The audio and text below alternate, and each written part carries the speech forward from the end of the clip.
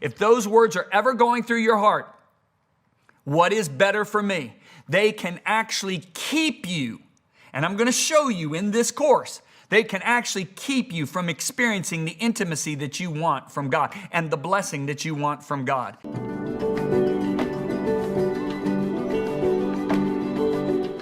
Hey everybody, welcome to lesson 3 of Drawing Near, a Life of Intimacy with God. This lesson is titled Passion for His Presence. Now, in over 40 years of ministry, I have observed two major groups of Christians inside the church. Two major groups. Group number one, those who seek God for what He can do for them. Group number two, those who seek God because of who He is. All right, this contrast is seen so beautifully between Israel and Moses. Now let's set this up. As I said in an earlier lesson, Moses sees the burning bush. God then says to Moses in the process, I have called you to be the deliverer of Israel. Now, you have to realize they have been in captivity for 430 years. I mean, they have been waiting and waiting and waiting and waiting for God to deliver them and give them the land of milk and honey that was promised to their forefather Abraham.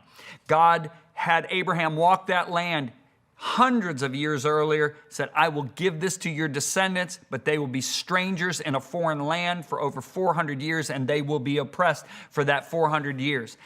God says to Moses, I am about to deliver Israel, and you are going to be the deliverer. Wow, wow, wow, wow. So Moses gets his wife and children. They head out to Egypt. When they get to Egypt, they first go to Goshen. Goshen is where the children of Israel were staying. It was like the slum part of Egypt at that time because the Egyptians had brutally oppressed the children of Israel. They had stripes on their backs. They were working all their lives to build somebody else's inheritance. They're eating the worst foods in the land. But Moses goes to the elders of Israel before he goes to Pharaoh. And Moses tells the elders of Israel, God has appeared to me, and God has told me that it is time for Israel to be set free from Egypt, and He has sent me to be the deliverer. I was trained as a prince of Egypt. I know how to lead. We are going out, and God is going to do it. Now, I want you to just think about this. Here are these elders in this room. What their grandfather shared with them and never saw. What their father shared with them, but yet he lived and died and never saw. What their great-grandfather shared with them, and yet he lived and died and never saw. They were now beholding the promised deliverer. Can you imagine the mood of this room? Well, let me read it to you. They were soon convinced the Lord had sent Moses and Aaron because of the signs that they did. And when they realized, this is the elders of Israel, when they realized that the Lord had seen their misery and was deeply concerned for them, they bowed their heads and worshiped. This is Exodus 4, verse 31. They are worshiping God. Oh my gosh, they're overwhelmed with emotion, tears. They're laughing, they're crying, they're jumping up and down. Man, what my grandfather longed for but died and never saw, I'm actually going to walk in it. Well, Moses leaves the presence of these elders and goes straight into Pharaoh's court and brings the exact same message to Pharaoh. What is Pharaoh's response? He mocks Moses and God, and Pharaoh says, oh, so they're too idle? They don't have enough to do? And he increases their hardship. Now, let me explain something. They had a quota of bricks that they had to make for Pharaoh's cities that he was building, right? Every single day. And what was supplied to them every day was the straw and the supplies that they needed to make the bricks. Pharaoh said, you guys are so idle. You don't have enough to do. Now you're going to have to go out and get your own straw. We're not going to provide it for you anymore. Now, let's just paint this picture. Typical day for an Israelite was they got up at sunrise, threw something down their mouth to eat, go out to the brick pits and work until sunset. Then they come home, try to eat something, exhausted, collapse, only to get up and do the same thing the next day. Now, things have changed. They have to get up about an hour before sunrise and go get the straw so they can make the bricks, because if they don't make the same quota of bricks, they're going to have more whips on their back. Oh my gosh. Moses bringing the word of God to Pharaoh increased their hardship and their misery. And so do you know what these same elders do? They call judgment upon Moses. They say, may God judge between you and us for what you've done by bringing this increased hardship on our life. That's Exodus 5:21. Well, after 10 plagues, God finally convinces Pharaoh to let his people go. Well, actually, he had hardened Pharaoh's heart because he wanted to show his glory to Egypt and to the children of Israel. Pharaoh says, you're going. And when Pharaoh says you're going, they have a massive, these same guys, okay, that were calling judgment on Moses a few chapters earlier, they're having a massive celebration. The Egyptians are giving them their gold and silver. There's not one feeble one. They're dancing out of Egypt. Now what happens next? Moses leads them by the Spirit of God right up to the border of the Red Sea. They turn around and realize Pharaoh has amassed his chariots. Now you got to understand, that's like tanks today, M1 tanks, okay? He's amassed his chariots, his hordes of chariots, and they are marching on Israel, and they're going to butcher them, right? So now what's going on? This is what the people said, Exodus 14, verses 11 and 12. Because there were no graves in Egypt, have you taken us away to die in this wilderness? Why have you so dealt with us to bring us up out of Egypt? Is this not the word that we told you in Egypt? This is what we said to you back when we called judgment on you. Let us alone that we may serve the Egyptians. Now listen to this. For it would have been better for us to serve the Egyptians than we should die in this wilderness. Listen to those words. It would have been better for us. So this is the motivation for Israel. What's better for me? Okay, are you getting this? I'll talk about it in a moment. All right. So God's merciful. What does he do? He splits the Red Sea. They walk across on dry ground only to get to the other side, and they look back and they see Pharaoh and his armies all buried underneath the Red Sea. They're literally watching chariots coming washing and bodies washing up on the shores. And now what happens? The entire nation goes into a jubilant celebration, and they sing a song, the Song of Moses, and then Miriam grabs every woman. Can you imagine about 800,000 women going out into this wide open expanse, and they're all dancing with the tambourines, and they're singing, I will sing unto the Lord. He has triumphed gloriously. The horse and the rider thrown into the sea. They are just rejoicing, right? Okay, what happens next? 3 more days. Okay, now stop and think about this. All of them are thinking, why did we ever doubt God? We just literally watched the Red Sea bury our oppressors for 400 years. How could we ever have doubted him? But if we go 3 more days after that, there's not enough food, there's not enough water. And now what are they saying? Oh, that we had died by the hand of the Lord in the land of Egypt. This is Exodus 16:3. When we sat by the pots of meat and when we ate bread to the full, for you, speaking of Moses, have brought us into this wilderness to kill this whole assembly with hunger. So now do you see the pattern? All right, what's the pattern here? They are happy as long as God is doing what they want when they want it.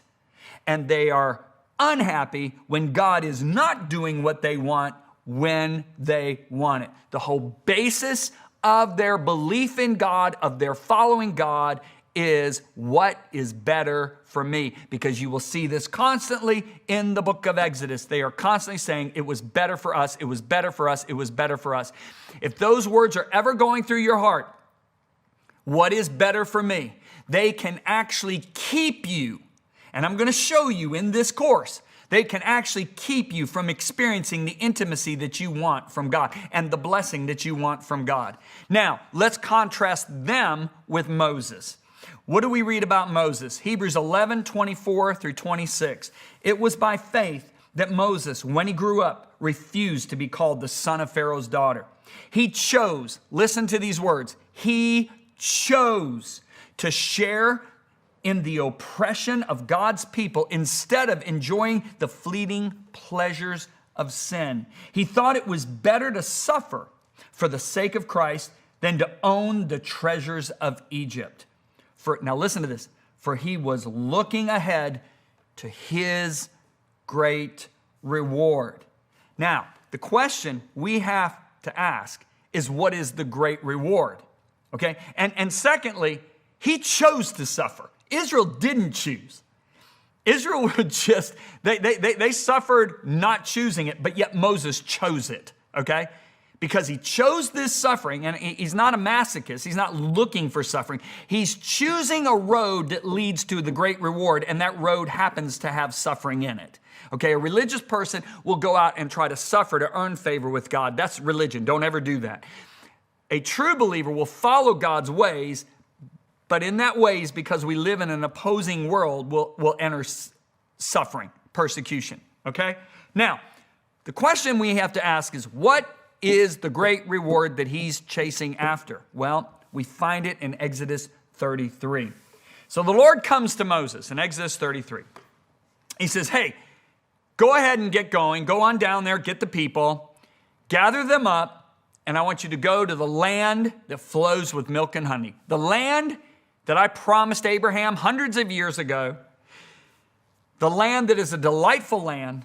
I want you to gather the people. I want you to go, and I'm going to send a choice angel with you, and that angel is going to drive out all the enemies, all the ites. They called them ites, the Hittites, the Perizzites, the Hivites, all that stuff, right? He's going to drive out all the ites. But listen to what God said. But I will not travel among you. Oh, wait a minute here. So God is saying, Moses, go down, get Israel, go to the promised land. I'm sending an angel, but I'm not going. Now, I'm glad God didn't say this to Israel, because if Israel would have taken Egypt without God, I'm sure they would have taken the promised land with a choice angel. They would have had a party and gone. But do you want to hear what Moses said? Moses said in verse 15, then Moses said to God, if your presence does not go with us, do not bring us up from here. Now stop a minute and think, where is here? Here's the place of suffering. It's the desert. Do you understand? I want you to think this through, okay? A desert is not a fun place to be. You know, we always boast about the fact that God gave them manna, but can you imagine eating bread every single day for a year? No peanut butter, no jelly, no meat, okay, no desserts, nothing, just bread. Can you imagine having no valleys, no streams, no lakes, no shopping malls? Yeah, you're wearing the same clothes that you came out of Egypt with a year ago, but it's the only outfit you own.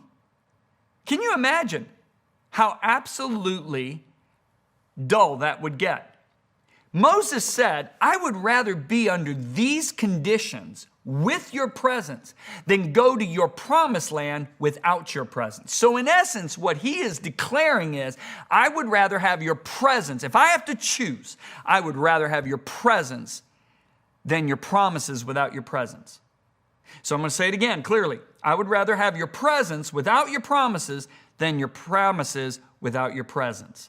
That is a pretty strong declaration. Israel sought God for what he could do, while Moses sought God for who he is. Their reward was a better lifestyle. Moses' reward was the manifest presence of God. In my experience in ministry and life, I have watched ministers succeed. They've grown large churches, yet they're unfulfilled because they were chasing after a large ministry or success. I've seen ministers pursue success and find success, and they're satisfied. Because why? Their satisfaction doesn't come from how large their ministry is. It comes from the presence of God. I've seen ministers that have not had near the success that others have had, yet they walk satisfied. Why? Because their success wasn't how many people were attending my church. Their success was, am I walking with God like Enoch? You know, it doesn't matter how much material possessions you have, how successful you are. The question becomes, what are you pursuing? Because that is what's most important. Believe me, God promises success to his children. And success is deemed on different levels by man's standard, but success to God is just our obedience. I mean, I realize that our ministry impacts probably most of the nations in the world. It is what I'm called to do. But I know there are pastors in rural areas that have 300 people in their church, and they're caring for them. I realize those pastors will stand on the front lines of heaven because they've done what God has told them to do. If they were to compare themselves by pastors in big cities who have 10,000 people in their church, they would see themselves as a failure. They would be discontent. But you know, these pastors, I've seen them. I've been in their churches in little rural areas. They're so content because they know they're obeying God and they're enjoying His presence. I want to talk about two different presences of God because we're really at that point in the message where it's important that you understand there are two different presences that the Bible talks about. First of all is His omnipresence. Now, what is that presence? That is the presence of God that David said, "Where can I go from your presence? Or where can I flee from your presence? If I go to the highest mountain, you're there. If I make my bed in the lowest valley, you're there." That is the presence of God that says, "I will never leave you nor forsake you." Okay? That's the omnipresence of God. The second one I want to talk about is the manifest presence of God. This is what Jesus spoke in John chapter 14 when He said, "He who has my commandments and keeps them, it is he who loves me. And he who loves me will be loved by my Father. And I will love him and manifest myself to him." Now, what does the word manifest mean? It means to bring from the unseen into the seen, the unheard into the heard, the unknown into the known. It is when God reveals Himself to our senses, to our mind. That presence is a very real aspect of Christianity. So the question I want to ask you as we close here, wrap this lesson up, is are you looking for a manifestation or are you looking for His manifest presence? Now there's a big difference. If you remember, Elijah went to the mountain and God passed by and there was an earthquake. God passed by and there's a tremendous wind that's causing the rocks to bang on each other. God passes by again and there's a fire. But Elijah isn't looking for any of those. Because after all of that comes the still small voice. And Elijah wrapped his face in his mantle and said, "Where is the Lord God of Elijah?" And in essence, Elijah was looking for that intimacy, that manifest presence. You know, I love being in my wife's presence. But what I love the most about being in her presence is our interaction, our communicating with one another. You know, God will manifest Himself in powerful ways. And in all my travels, I've seen a big tragedy. There have been people that they were touched by God's presence and they manifested by crying or laughing or shaking. And so now they think God is found in the shaking, God is found in the laughing, God is found in the crying. That's not true. God is found when we seek Him as a person and when we obey what He tells us to do and He manifests His presence. The manifestation is up to Him. We can't look for manifestations hoping that we find God in it. If Elijah would have done that, when the earthquake came, he would have said, "There's the Lord God." He did pass by, but Elijah was looking for His intimate presence. This is what Moses chased after. This is what Jesus says is available to every believer. I have sat with pastors.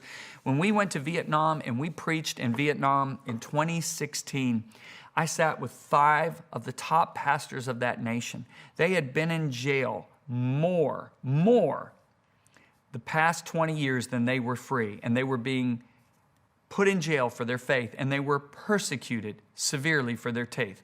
I remember one of them had teeth missing. It's tough. But yet, when I had dinner with those 5 pastors before the meetings began, the joy that was on their faces was unspeakable. Why? Because they learned how to walk in the presence of God.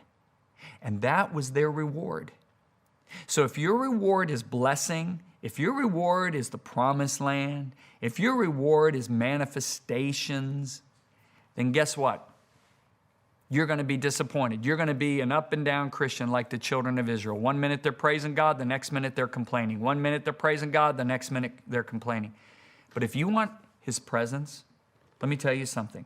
God promises us his manifested presence. God promises that we can live in his presence, that he will dwell in us and among us.